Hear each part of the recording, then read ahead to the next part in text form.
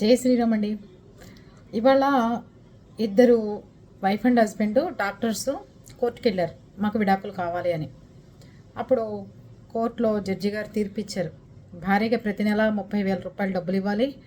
కొడుకు ఏదైతే నీట్ రాశాడో మెడిసిన్కి అయ్యే, అతను మెడిసిన్ చదవడానికి అయ్యే ఖర్చు తండ్రి భరించాలి అని చెప్పి తీర్పిచ్చారు. అతను మళ్ళీ పైకోర్టుకి వేసుకున్నాడు.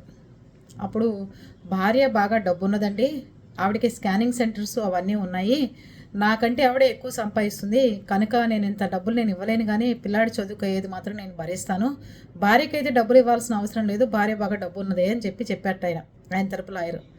అప్పుడు కోర్టు వెంటనే చెప్పింది, డబ్బున్న భార్యకి డబ్బులు ఇవ్వాల్సిన అవసరం లేదు, భార్యకి గనక సంపాదన ఉండి ఆవిడ ఉద్యోగస్తురాలైతే భర్తలు భరణం ఇవ్వాల్సిన అవసరం లేదు అని కోర్టు తీర్పిచ్చిందిరా.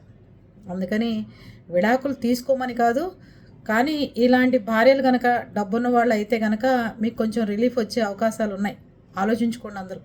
ఓకేనా?